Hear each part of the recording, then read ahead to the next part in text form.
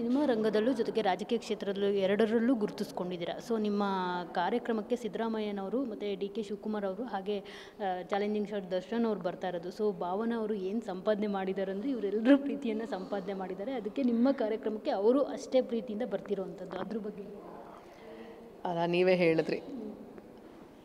ನಿಜವಾಗ್ಲೂ ಆ ಪ್ರೀತಿಯನ್ನು ಅವರೆಲ್ಲರೂ ಕೊಡ್ತಿದ್ದಾರೆ ಅಂತ ಹೇಳಿದ್ರೆ ನಾನು ಅದೃಷ್ಟವಂತೇನೆ.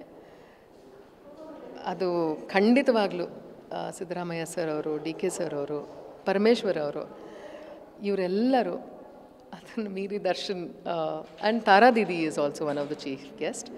ತಾರಾ ದೀದಿನೂ ಇದ್ದಾರೆ. ತಾರಾ ದೀದಿ ಬಗ್ಗೆ ನಾನು ವಿಶೇಷವಾಗಿ ಒಂದು ಮಾತನ್ನು ಹೇಳಬೇಕು. ಇವತ್ತು ಕಲೆಯಲ್ಲಿ ನಮಗಿವಾಗ ರಾಜಕೀಯದ ಯಾವ್ಯಾವ ನಾವು ನಿಲುವುಗಳನ್ನು ತೊಗೊಂಡಿದ್ದೀವಲ್ಲ, ಹಾಗೆ ಭಾಗ ಆಗಿಬಿಟ್ಟಿದೆ. ಇವ್ರು ಕಾಂಗ್ರೆಸ್ ಅವರು ಇಲ್ಲಿ ಇವ್ರನ್ನ ಸೇರಿಸ್ಬಾರ್ದು, ಇವರು ಬಿ ಜೆ ಪಿಯವರು ಇಲ್ಲಿ ಇವ್ರನ್ನ ಸೇರಿಸ್ಬಾರ್ದು ಅಂತ ನಾನು ಇವತ್ತು ಇಲ್ಲಿ ಹೇಳೋಕ್ಕೆ ಇಷ್ಟಪಡ್ತೀನಂದರೆ, ತಾರಾ ದೀದಿ ಅಕಾಡೆಮಿ ಅಧ್ಯಕ್ಷೆ ಆಗಿದ್ದರು. ಆಗ ನಾನು ಆಗಲೇ ಕಾಂಗ್ರೆಸ್ಸಲ್ಲೂ ಇದ್ದೆ, ಅವರು ಬಿ ಜೆ ಪಿಯಲ್ಲಿದ್ದರೂ ಸಹ there was no such differences ಮುಂಚೆ ಅಂತೂ. ಇದು ಎಲ್ಲೋ ಒಂದು ಕಡೆ ಹರಿದಾಡ್ ಬರ್ತಾ ಇದೆ ಅಂತ ನನಗನ್ಸುತ್ತೆ.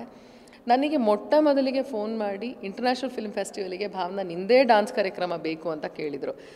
ಹಾಗಾಗಿ ನಾನು ಜನರಿಗೆ ಏನೇನು ಹೇಳ್ತೀನಿ ಅಂತ ಹೇಳಿದ್ರೆ, ಇವಾಗ ನಮ್ಮ ರಾಜಕೀಯ ಸಿದ್ಧಾಂತಗಳನ್ನು ತುಂಬ ವೈಯಕ್ತಿಕ ನಿಟ್ಟಿನಲ್ಲಿ ತಗೊಳ್ತಾ ಇದ್ದಾರೆ. ಅದೇನೆಂದರೆ, ಕಲಾವಿದರಾಗಿರ್ತೀವಿ ನಾವು. ರಾಜಕೀಯ ಸಿದ್ಧಾಂತಗಳು, ಆಮೇಲೆ ರಾಜಕೀಯ ಪಕ್ಷಗಳನ್ನು ಆಯ್ಕೆ ಮಾಡ್ಕೊಳ್ಳೋದು ಯಾಕೆ, ಅದಕ್ಕೆ ಬೇರೆ ಬೇರೆ ಕಾರಣಗಳೇ ಇರುತ್ತೆ. ಅದು ಒಂದು ಸ್ವಲ್ಪ ಐ ಥಿಂಕ್. ಹಾಗಾಗಿ ನನಗೆ ನನ್ನ ಮನಸ್ಸಿನಲ್ಲಿ ತಾರಾ ದೀದಿಗೆ ವಿಶೇಷವಾದ ಸ್ಥಾನ ಇದೆ ಅಂತ ನನಗೆ ಹೇಳೋಕ್ಕೆ ಇಷ್ಟಪಡ್ತೀನಿ. ಅಫ್ಕೋರ್ಸ್ ಅವರು ಅತ್ಯಂತ ಒಬ್ಬ ಶ್ರೇಷ್ಠವಾದ ಕಲಾವಿದೆ.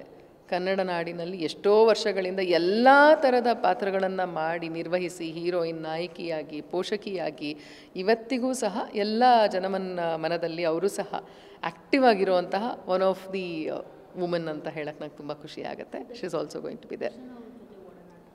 ದರ್ಶನ್ ಅವ್ರ ಜೊತೆ ಒಂಥರ ಅದೇನು ಗೊತ್ತಾ, ನೋಡ್ತಿದ್ದಂಗೆ ಮುಖ ಅರಳ್ಬಿಡತ್ತೆ. ಅದು ಎಲ್ಲರಿಗೂ ಆಗತ್ತೇನೋ, ನನಗೂ ಆಗುತ್ತೆ ಆ ಥರ. So I think we just have this love for him. And ನಮ್ಗೆ ಎಲ್ಲಿ ಪ್ರೀತಿ ಇರುತ್ತೆ ಅದಕ್ಕೆ ಸರಿಯಾಗಿ ಪ್ರತಿಯುತ್ತರವಾಗಿ ನಮಗೂ ಪ್ರೀತಿ ಸಿಗುತ್ತೆ ಅಂದಾಗ ಅದರಷ್ಟು ಸಂತೋಷ ಮತ್ತು ಯಾವುದೂ ಇರಲ್ಲ. ಹಾಗೆ Darshan also gives me the same kind of love and it's amazing.